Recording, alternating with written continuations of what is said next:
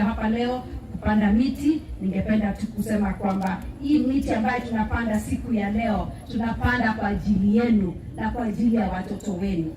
Najua shida saa zingine ya sisi wa Afrika ni kwamba unapata mtu wako na ameona mti mkubwa kama hii, hajui kwamba wale ambao walikuwa hapo zamani waliweza kupanda kwa ajili yetu. Kwa hivyo mimi ningependa tu kuwasihi kwamba tuchunge hii garden ambayo tuko naye siku ya leo, ili iweze kutusaidia katika siku za usoni, na pia iweze kutusaidia kwa watoto wa watoto wetu. Mnajua kwamba rais wetu amezindua mradi, amesema kwamba kufikia miaka 10 ambayo inakuja tutakuwa tumepanda miti bilioni 15. Umesikia hiyo maneno? Amesema kwamba tutapanda bilioni 5 miaka 5 hii, alafu ile miaka ingine ambayo Mungu atamjalia pia aendelee kukua rais, tutapanda bilioni 10. Kwa hivyo tunamsaidia rais, na nchi yetu ya Kenya tunafanya kama sisi ni wa Kenya pia ambaye tunapenda nchi yetu, ili tuweze kupanda miti, na hii miti itasaidia kuhakikisha kwamba mazingira yetu iko sawa. Nafikiri mnajua kwamba tuko na shida hapa Narok Town. Wakati inanyesha maji inatoka huko juu na kuweza kubeba miti mingi, si kweli? Lakini tukipanda miti, hiyo tatizo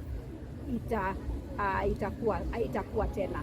Hiyo tatizo itashindwa, haitakuwa sawa. Kwa hivyo mahali popote mtakapoenda, hata manyumbani kwenu, katika ile garden yenu, mama yako, baba yako, uweze kuhakikisha kwamba umepanda mti. Hebu nione kwa mikono wangapi wananiambia kwamba tutapanda miti. Shirkadda iibinta iyo kireynta guryaha iyo dhulalka ee Triple A Properties haddii tale ay kugu xumaato taah iyo tiiraanyala tiicaysay soo jireen baa yiri wax la helo haddii la haleeyana la halo talaa jirtee aan kula taliye tilmaamtayda raaco ha turanturoon.